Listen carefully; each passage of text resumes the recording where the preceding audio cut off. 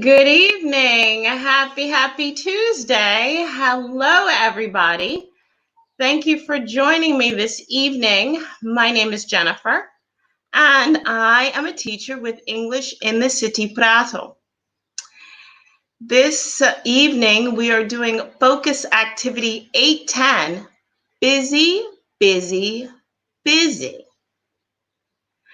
Maybe our lives are a little bit busier than usual, depending on if we're at home or if we've gone back to work. It seems that there aren't enough hours in the day. Hello, Katia. How are you today? Thank you so much for joining me. It seems that there aren't enough hours in the day, and there aren't enough days in the week. There's just so much to do, and a lot of times it's difficult to get organized. How do you organize your time? Is it as easy as everyone says it is? Hello, Andrea. Thank you so much for tuning in tonight. It's so great to hear from the both of you. I hope you've had a good day. And tonight's focus activity 810, we're talking about our personal schedules. How busy are you? Do you really need to be that busy? And if you are that busy, how do you get organized? For those of you just tuning in, my name is Jennifer. I'm a teacher with English in the City Prato. And tonight we are doing Focus Activity 810. Yes, Katia, I am very, very busy. I'm very busy. There are not enough hours in the day. And I find that working from home, I am busier than usual. Maybe you see it too. When you leave your house in the morning and you go to work, you have your set schedule. You know that you take a break for lunch. Maybe you have a break in the afternoon for coffee. Possibly you have a drink after work with friends. And then you go home and you are finished for the day. Possibly a little bit of housework, but then you relax in the evening and you get ready for the next day. But when you work at home, you don't go home at the end of the day because you're already there.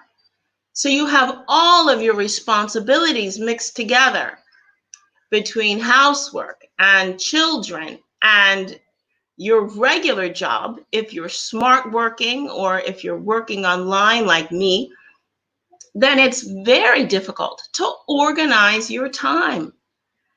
Does anyone in the group have difficulty organizing their time? And if you don't, if you are incredibly organized, I am not that organized, then what is your secret? How do you get organized?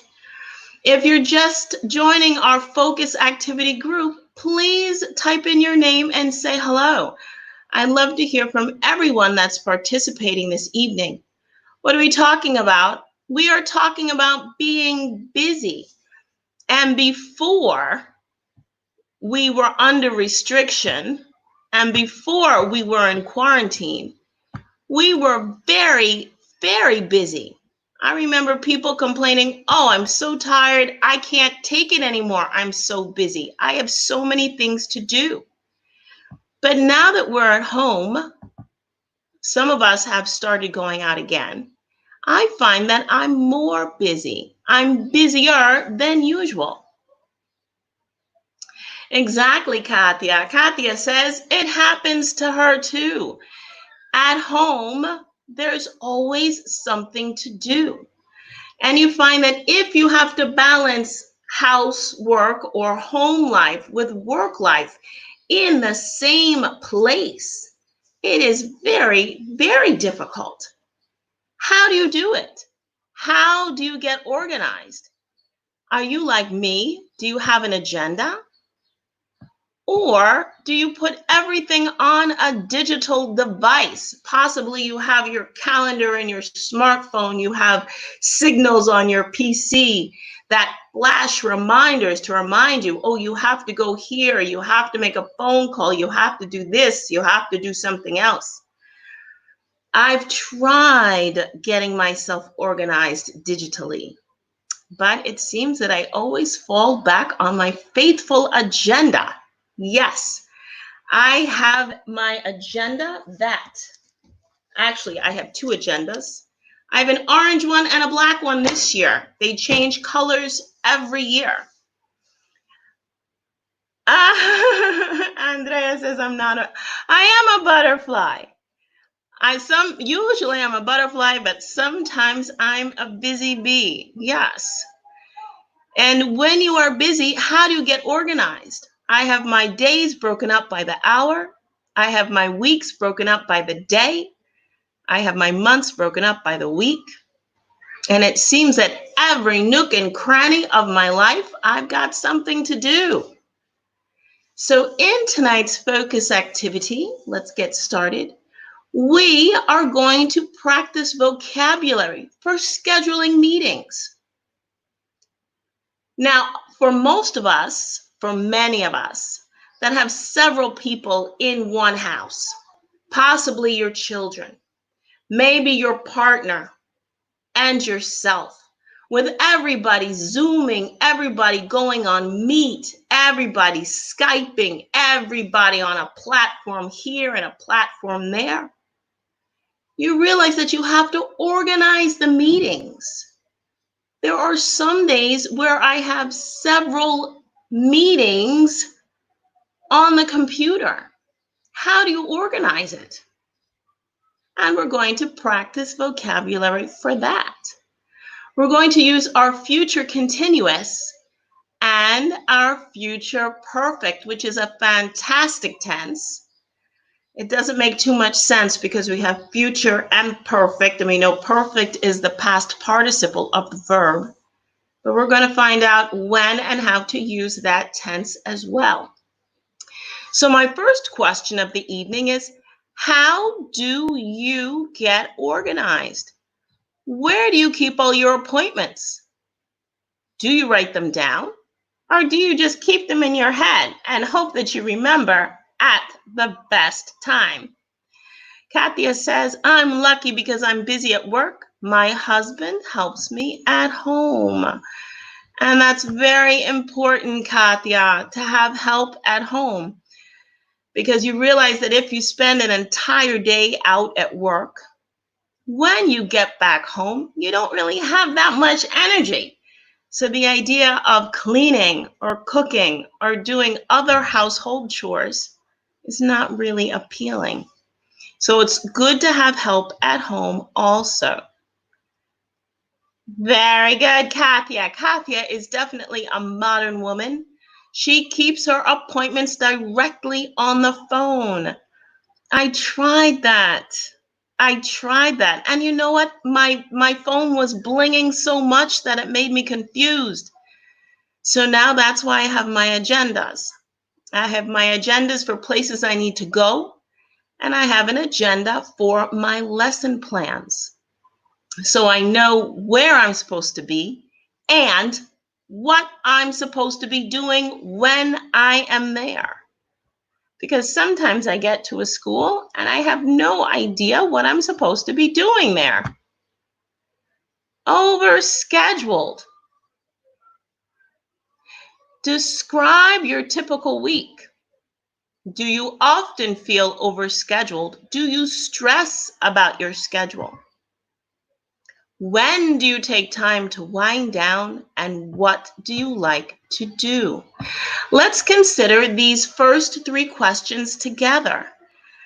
As you come into our focus activity group, please type in your name and say hello. I'd love to hear from you. Tonight we're talking about scheduling, your personal scheduling. How do you do it? Do I have too many appointments? I have many appointments, Katia. They don't overlap usually, but sometimes they run back to back.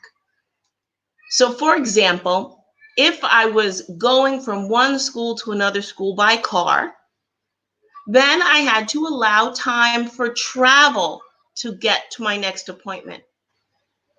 Now, however, when you work online, you don't need travel time. You simply open up the app and you're there. So I have appointments basically one right after the other, which doesn't really give you mental downtime. You don't have time to relax and then start up again. You're constantly going. So at the end of several appointments, it can be very, very tiring. So let's consider these three questions together, Andrea, because I know you are busy too. It's not only work appointments that can crowd your schedule. You can have a heavy social schedule. You can have even responsibilities that you give to yourself.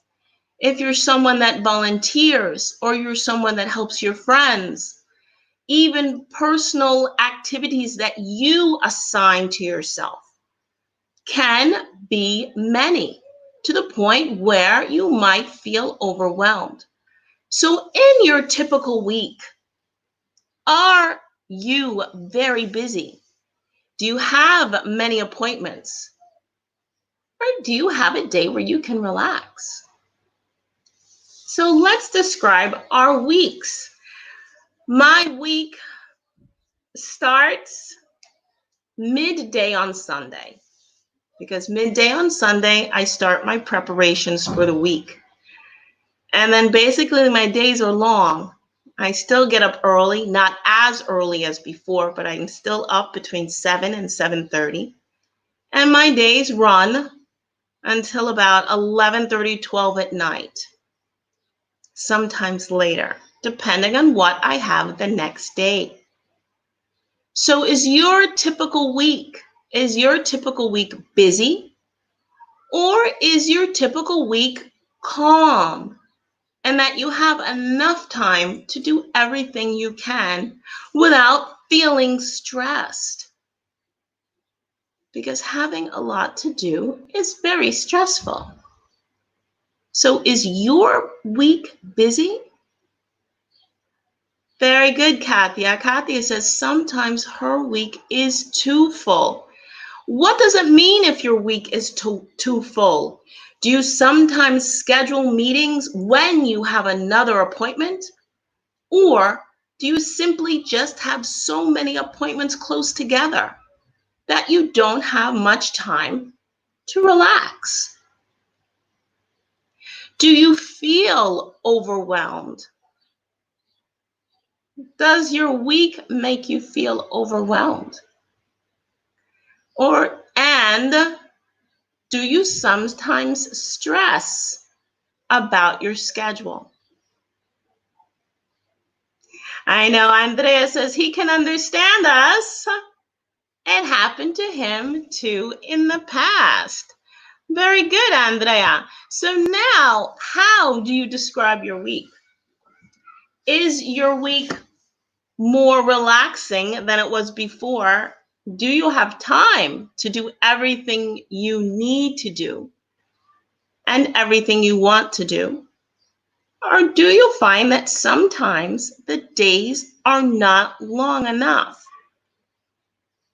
So Kathia also says that when she gets tired, she tries to take it easy. So Kathia, when you feel that your week is getting too full, you slow down automatically. And that's a very good thing to do. Not everybody does. So Kathia says when she feels tired, she slows down. So when you slow down and you take time to unwind means to let go of the stress. What do you do? What do you do to unwind? Some people have pastime activities that aren't always a good idea. Sometimes younger people, well, possibly some older people too, After a full work week, they go out Friday or Saturday night and they just let everything go.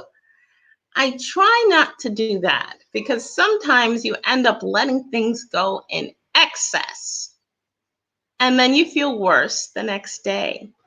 So, what do you do to unwind? Sometimes all you need is a day to sleep a little bit later. Maybe an afternoon just for you, where you can go for a walk, you can meditate, you can read a book. Very good. Katia says, I try to do something that is enjoyable for me. And that's important. When you feel overwhelmed or stressed because of your workload, and this workload can be your outside job, but it could also be just responsibilities that you have in general. Do you have to care for your parents? Do you have children? Do you have other family members that you worry about? Possibly you have friends in need. You can find that just at a personal level, you can be very, very busy and sometimes overwhelmed. So when we are very busy and when we see a need to be more organized, how do you organize? Katia says that she is digitally organized, meaning she has all of her appointments on her phone. Andrea says, my week is relaxing. The only appointments I have are with home gymnastics, cleaning and gardening, English lessons, and walking twice a day. That sounds like a beautiful week. Okay, so you are busy, Andrea says. He considers himself busy, but he's pleasantly busy. And there's a big difference. You can have a busy life, meaning you have a lot of activities, but there are things that make you feel good. So if you're walking twice a day, you have some English lessons, you're gardening, cleaning up your house, then these are things that you're happy to do. But if you have a lot of appointments or responsibilities that are stressful, then it makes the week a little bit more difficult.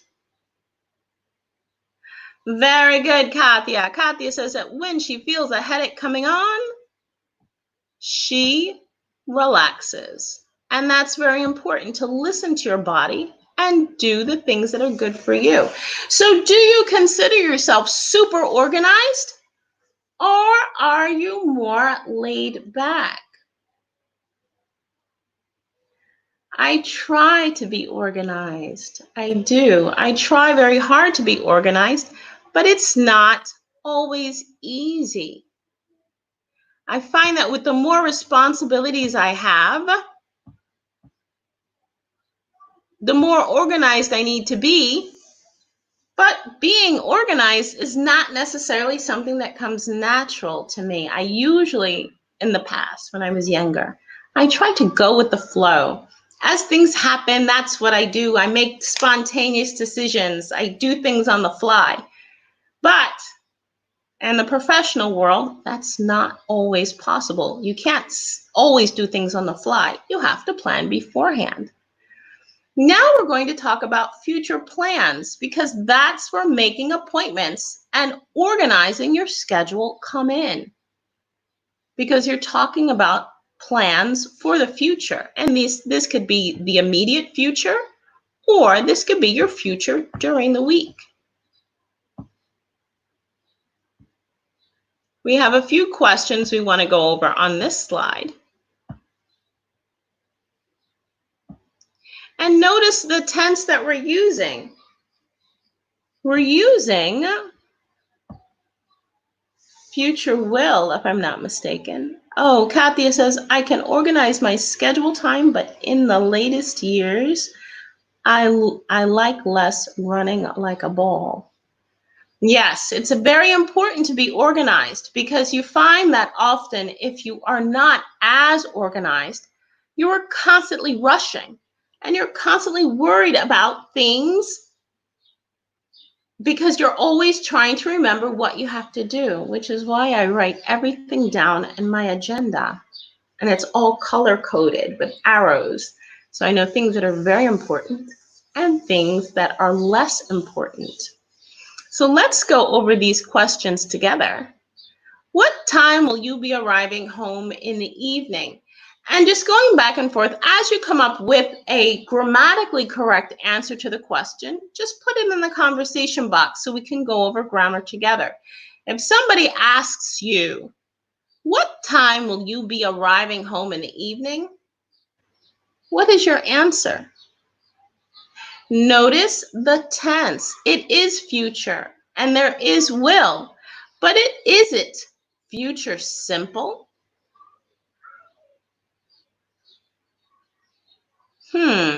Let's take a look at our questions. If I ask you, Katya, let's pretend you're at work. And I ask you, Katya, what time? I'll arrive at 7 p.m. Okay, thank you, Katya. But take a look at the question. What time will you be arriving home this evening? In fact, often we use this language when we're going to the airport. What time will your flight be landing? Oh, I'll be landing about 8 o'clock. So if I ask you, what time will you be arriving home? I'll be arriving at 7. Notice question number 2.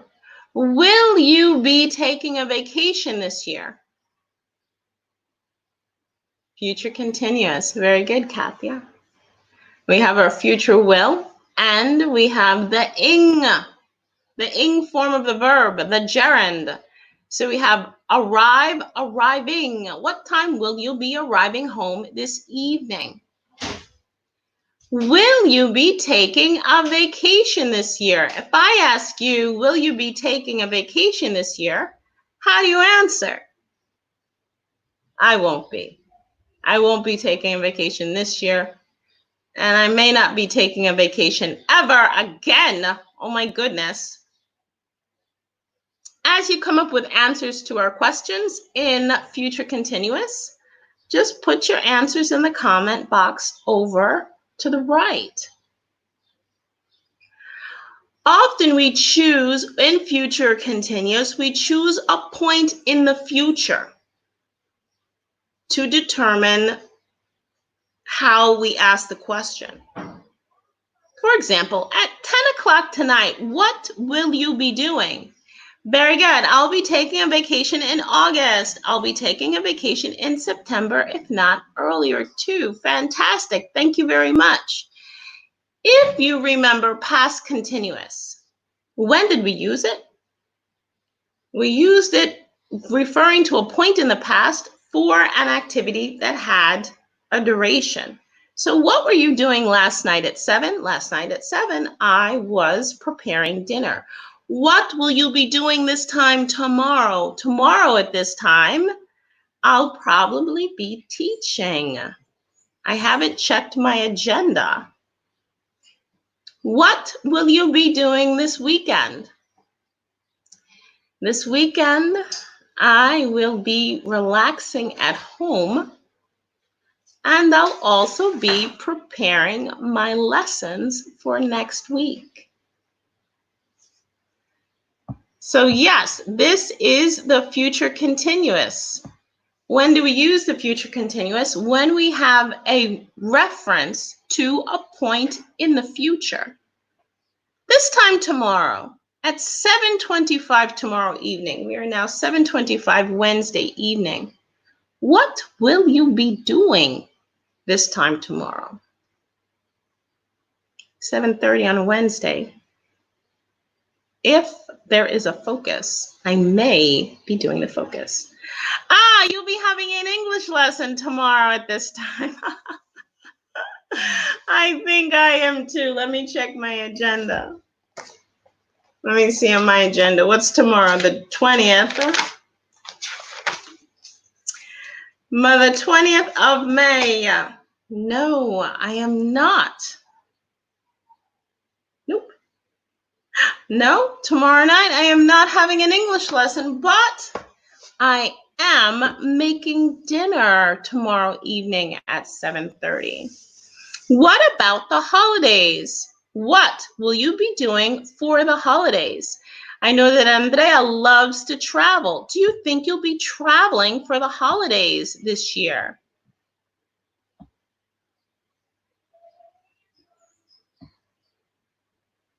I don't know. I usually don't travel at Christmas time. Okay, here we have future perfect questions.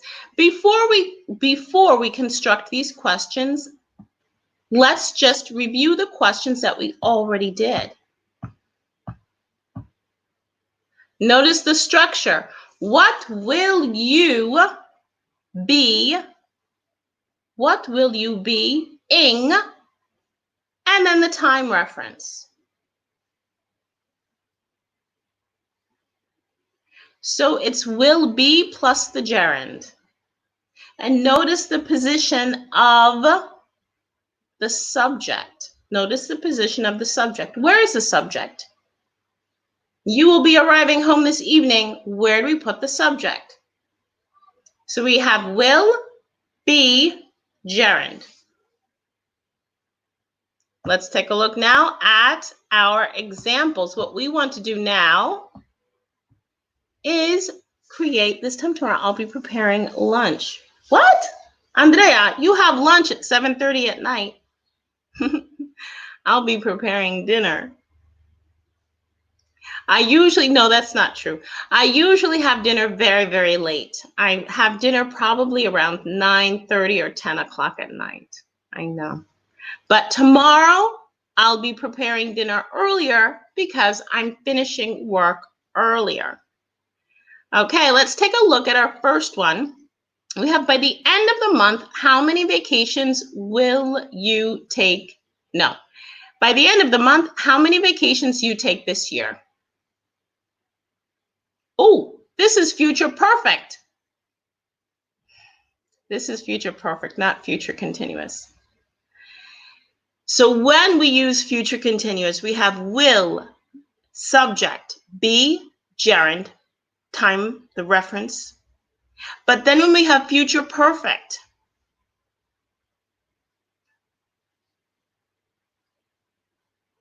we need the participle. The future perfect is a little bit more difficult. Future perfect questions, no longer will being, but let's take a look at the first one. By the end of the month, how many vacations will you have taken?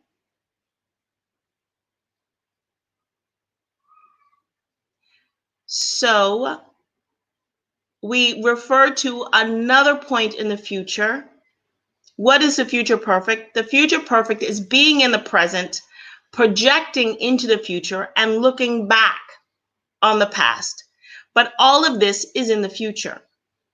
So if I ask you today, by the end of the month, which is in 10 days, by the end of the month, how many vacations will you have taken?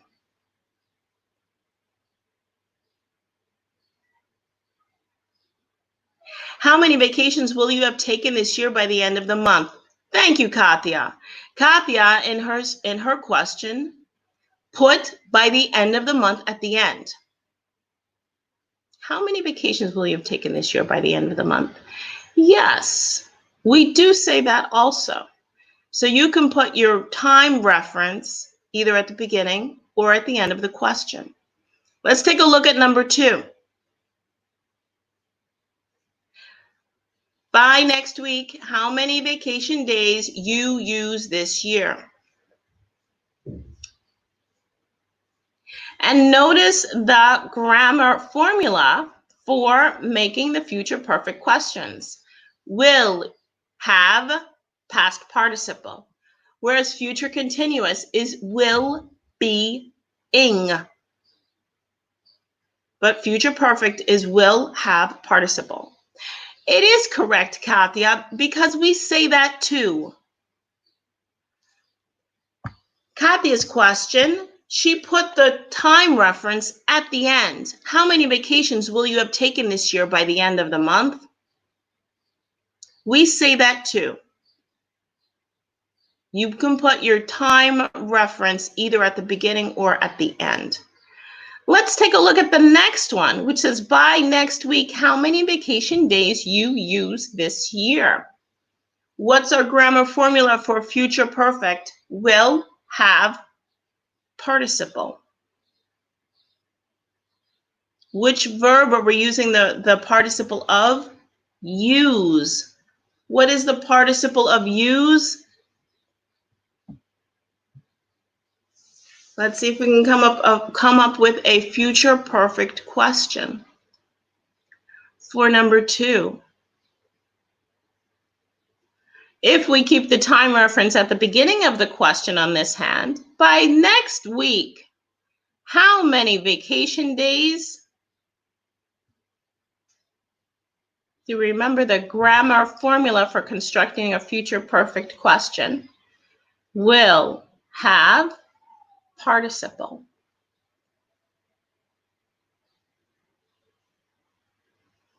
And usually we use the future perfect obviously when we're talking about the future, but when we have specific plans. For example, if I'm talking about the end of the school year, how many vacation days will you have used by next week?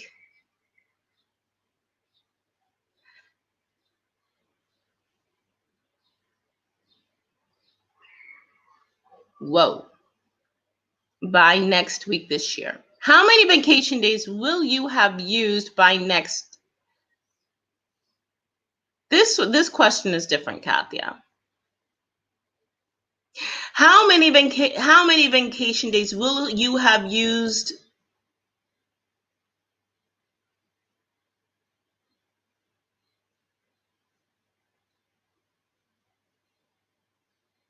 How many vacation days will you have used this year by next week? Okay, Katya.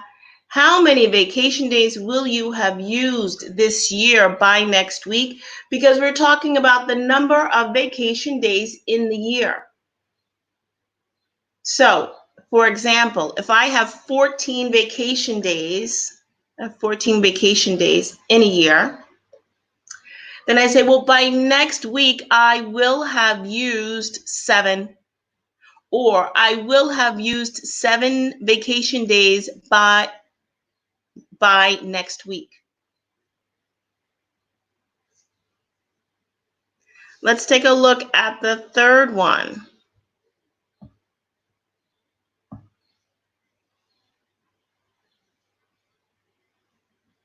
How many phone calls you make by the end of the day? And notice, Katya, in this one, the time reference is at the end. So in the first 2, we have the time reference by the end of the month, by next week, it's at the beginning. But in this one, by the end of the day is at the end. So that means we can put our time reference either in the beginning or the end of our question.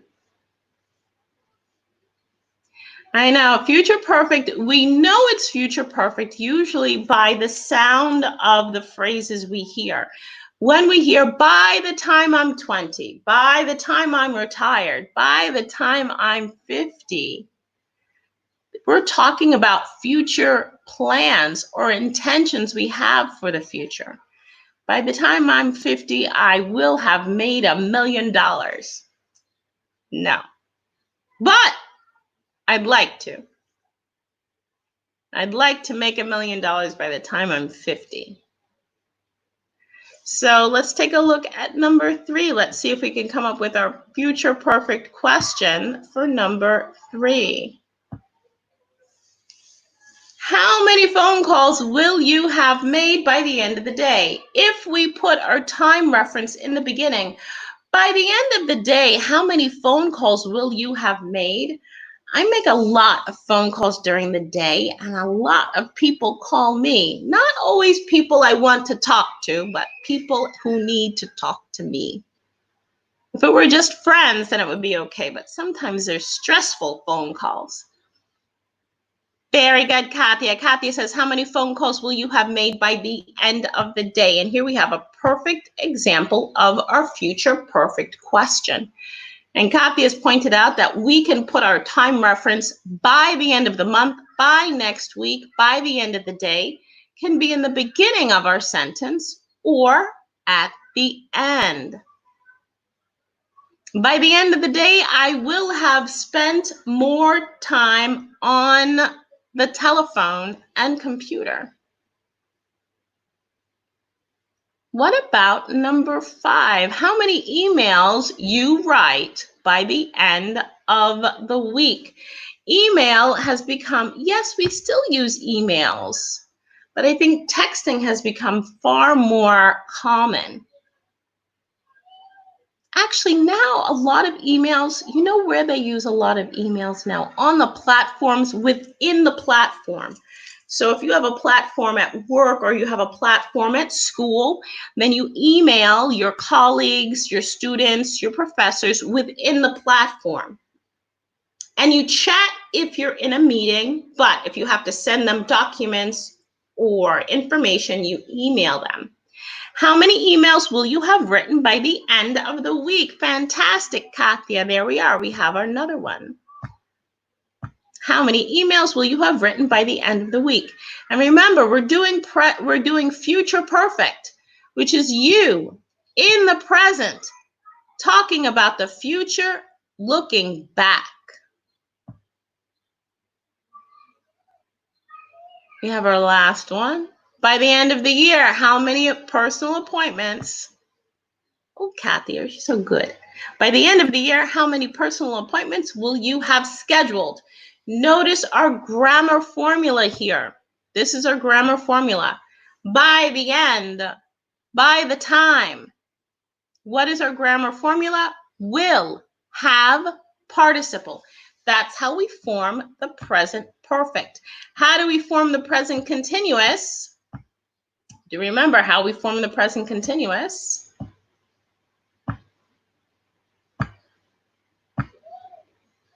Oh my goodness, where is it? How do we form the present continuous? Will be gerund is the present continuous. Whereas present perfect will have participle. Conflicting schedules. What do you do when you have conflicting schedules? Now we want to talk about what we do. I know my screen keeps changing in size. What do we do when we have conflicts in our schedule? Do you just cancel one meeting and show up for another? Let's pin down a time to finally meet. Mom's birthday is less than a month away. Will you be available next Thursday night? I get off of work early so I could. We want to take notice now of the vocabulary in our dialogue. Let's read through the dialogue, and then we're going to go over the vocabulary in bold print. Because these are words and phrases we use to organize our schedules. Let's pin down a time to finally meet. Mom's birthday is less than a month away. Will you be available next Thursday night? I get off work early so I can meet you around 4. Okay. My screen is getting crazy. I can't Thursday. I have booked a dentist appointment, so I can't reschedule. I've already canceled it once before. Okay, what about this weekend? We could arrange it according to your schedule. I don't have anything going on. I'm tied up this weekend. We will be out of town visiting my in-laws. Could we meet for lunch this coming week? My calendar this coming week is up in the air, but maybe. Let me ask my boss and then I'll call you back. Notice our vocabulary in the dialogue. Before we answer questions about the dialogue, what is the situation? What are these two people talking about? What's the point of their conversation? They're talking about their schedules, but why? Why are they talking about their schedules? What do they need to do?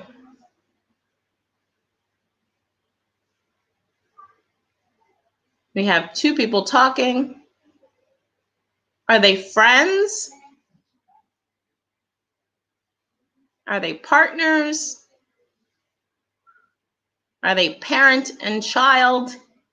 Who are they to each other? And what are they trying to do? Notice the first phrase in our dialogue. They have to buy a present for their mom. Thank you very much, Katya. And that shows us that they are siblings. What are siblings? Siblings are brothers and sisters, children with the same parent. And they need to buy a present because their mother's birthday is coming up. But what's the problem? What's the problem? They should probably just decide and buy it from Amazon. But no, they want to get together. And what seems to be the problem? Is it easy for them to get together?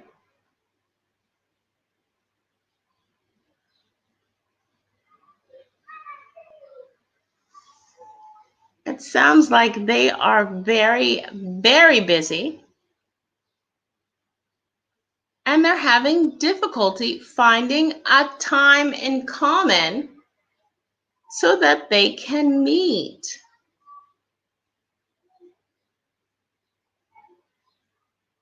So they need to meet, but they can't because both of them are so busy. What's the language that they use to explain how busy they are? What's the language that they use to try to schedule? Because these are phrases that we use. These are very, very common phrases, so they're good to know. Let's pin down. I get off. I don't have anything going on. Tied up in the air. Call you back. Going through some of these phrases, what do they mean? If I tell you, let's pin down a day so we can get together. Oh, Katya says they are too busy and it's difficult to have an appointment together.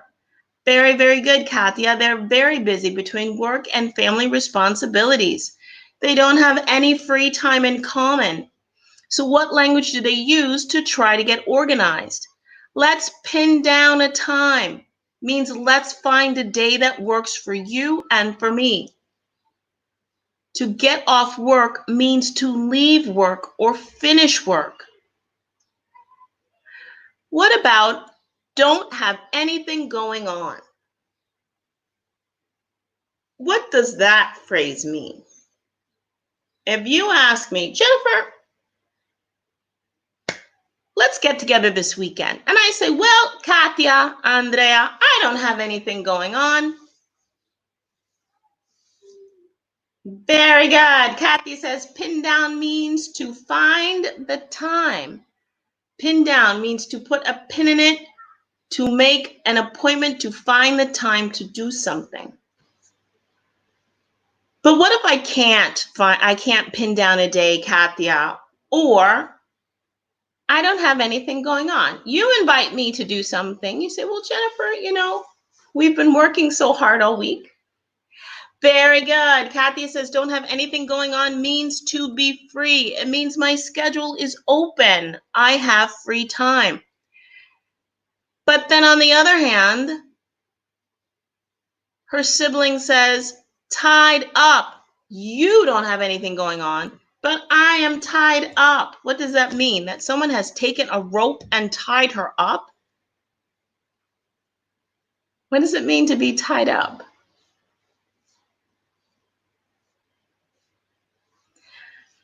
I know that I say that a lot. And people are like, oh, are you available for a Skype meeting? Oh, I'm tied up until really late. How about getting together for... It's very difficult for me to schedule meetings. Meetings are very difficult. Because I honestly don't have the time. I don't have the time for a meeting because you never know how long a meeting is going to be. Tied up means to be busy. Very good. It means to be busy to the point that you can't get out of it. Because sometimes you can be free enough to change your schedule. Other times, if you're completely tied up, there's nothing that you can do. What about up in the air? If things are up in the air.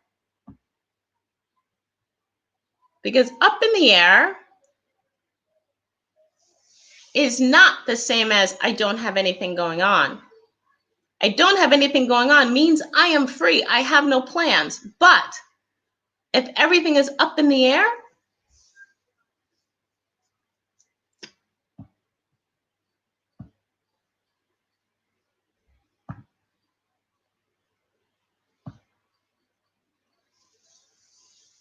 if everything is up in the air, it could mean that you can't take appointments. You can't take appointments because there are so many things that are possibly happening that you can't make a commitment. And that happens a lot too. If nothing is fixed, if nothing is pinned down, as Kathy said, to pin down means to make the appointment to find the time, then you can't really make a commitment to anything because you don't know what is certain. So if everything is up in the air, it means your schedule is uncertain. And you can't make any commitments because you don't know what's happening.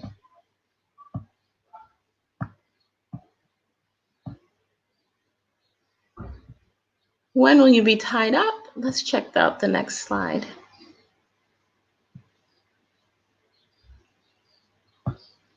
Okay. We'll go back to the other slide first. Here we are scheduling. We're trying to find time to meet with our colleagues to plan the annual conference. We want to have a dialogue and see if you can find time to all meet together. What scheduling conflicts do you have? What scheduling conflicts do you have? Now, if you are here, part of our focus activity, it would be wonderful to hear from you so that we could do this scheduling together. Because right now it's just Kathy and me and Katya. But, okay, tied up means to be busy. Katya says, maybe I don't know what I have to do exactly. Very good. That's up in the air, Katya. It means that nothing is fixed, nothing is certain. So you can't make a commitment because you don't know what's happening. So let's say we need to schedule an annual conference. When do we have the annual conference? Oh, for crying out loud. Let's have it in June. Let's have it the first week of June. And we're all extremely, extremely busy. So if I ask you, well, let's fix a day for the annual conference. You have to give me as many excuses as you can, but use our vocabulary for scheduling. So it's time to organize our annual English conference, our annual English only conference, the first week of June on Thursday. I believe the first is Monday. So it's Monday, Tuesday, Wednesday, Thursday. Monday, Tuesday, Wednesday, Thursday. Thursday is the 4th of June. Thursday is the 4th of June. So we're going to schedule our annual English only conference, give me an excuse using some of our vocabulary. Give me an excuse as to why you can't using our scheduling vocabulary. For example,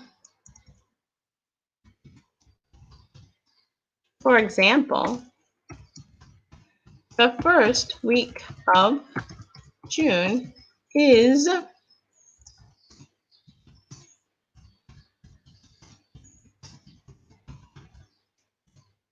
still up in the air.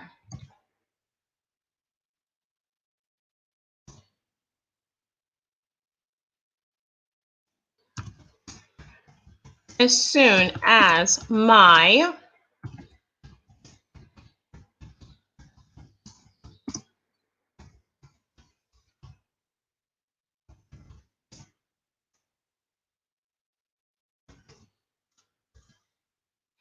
oh my goodness. I'm going to have to take a typing class.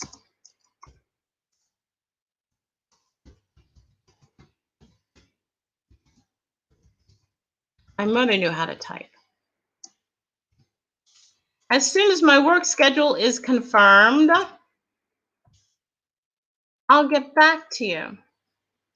Now, this is me responding to me because I'm scheduling an English only conference. What are we doing? We're making excuses using our vocabulary for scheduling. So my question was, it's time to schedule our English only conference, our annual English only conference for the 4th of June. And my answer was, well, the first week of June is still up in the air. As soon as my work schedule is confirmed, I'll get back to you. What are my vocabulary phrases? Up in the air. I'll get back to you.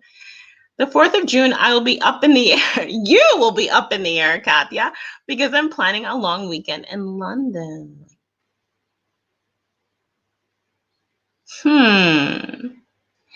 Let's see. You will not be up in the air. We're not up in the air, Katya, but our schedule or our week is up in the air.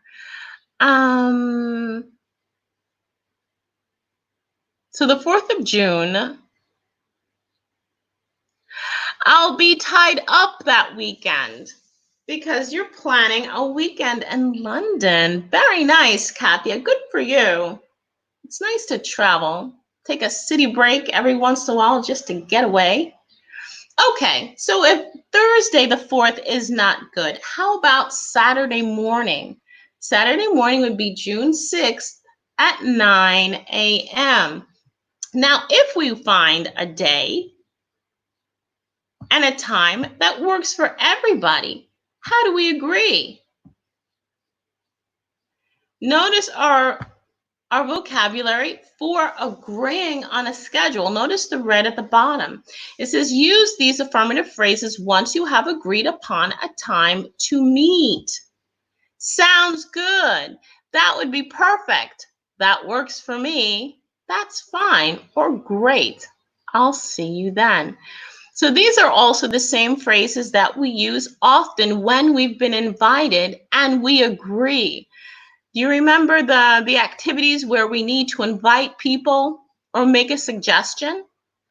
How about going? Would you like to come with me? What do you think about? And once we agree on a time and a place, sounds great. What a good idea. See you then works for me. Another phrase we use to agree is, and this is one that I use very often, it's a go. It's a go is another phrase that we use when we agree. So when we find a time, a day, a time that works for everyone, we say, okay, agreed, it's a go. See you then. Andre, the first week of June, I'll be looking at new office space in Long Island. I know Long Island is a fantastic place. Have you ever been to Long Island, Andrea? It's absolutely wonderful. And this time of year especially, it's right before the beach season. So if you're down by the ocean, the water is still cold, but it is beautiful because the skies are beautiful this time of year. Once you get full-blown summer heat going on, it's enjoyable to go to the beach, but it's a little bit different. But the skies are the best in spring, right before the summer, and also at the end of summer, right before fall. There's usually a huge thunderstorm, and then the heat breaks, and then all of a sudden it's a change of season. But those are the best times to enjoy the beaches on Long Island. And Andrea will be looking at new office space. Okay, so the first week of June is not possible because Andrea will be in the United States on Long Island. Okay, but let's also keep in mind our language for agreeing. When we agree on an appointment, a day that works for you, that works for me, what do we say? Works for me, it's a go. Let's do it. See you then.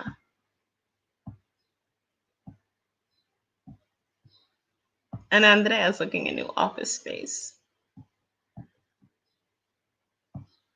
Okay, so in our last slide for tonight, we have all the phrases on one side of the screen, our vocabulary for fixing a schedule. Pin down, which means to fix a day. Get off work means to finish work or to terminate your work day. Not to have anything going on means to be free. To be tied up means to be so busy you cannot get out of it. To be up in the air doesn't mean you are up in the air, but means your plans are up in the air. And you can't confirm anything because there are too many possibilities for next week. That happens a lot to me. I usually don't know what I'm doing until Sunday. That's when I'm certain of what's happening for the following week. So if people need to work with me during the week, I do not confirm anything until Sunday because that's when I'm certain about all of my lessons and everything else. It's perfect. Very good, Katia. That's another phrase we use when we are in complete agreement for making an appointment. So notice on the left side of your screen, these were the phrases that we were looking at, the vocabulary to organize, to schedule, to make an appointment. And then you have your excuses on the other side, one of which Andrea used, looking at new office space on Long Island. I'll be having lunch. I'll be going to work. I'll be meeting with clients. I'll be having a Skype call. I'll be looking at new office space.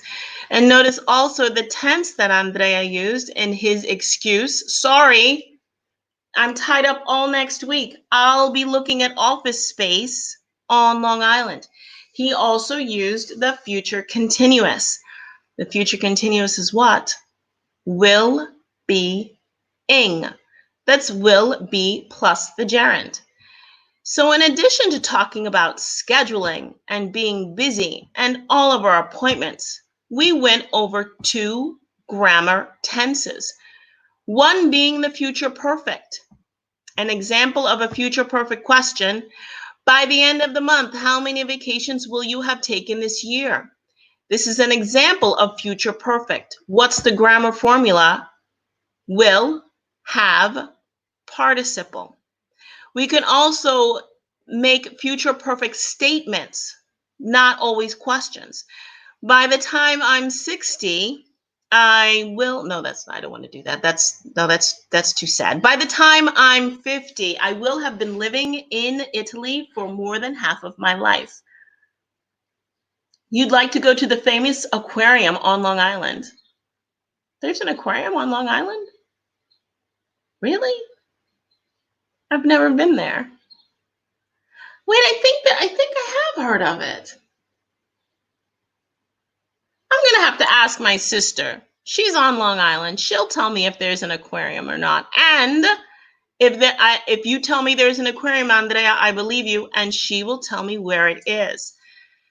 The other tense we looked at this evening was the future continuous. Let's take a look at that. Talking about future plans. What time will you be arriving home this evening? We have our time reference and will be ing. So these are both tenses we use when we are scheduling and talking about the future. Listen, I want to thank everyone for participating this evening. It was a great way to spend my Tuesday. A great way also to wrap up the day.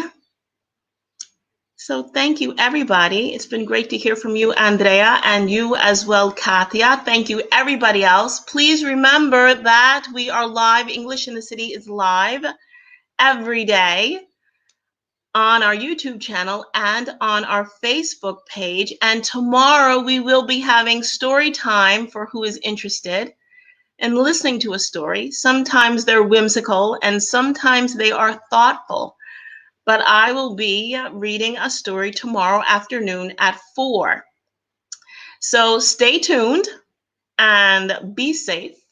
Have a wonderful evening, and I will see everybody back here next time. Okay, thanks everybody. Have a great night. Thank you, Katia. You too. Bye, Andrea.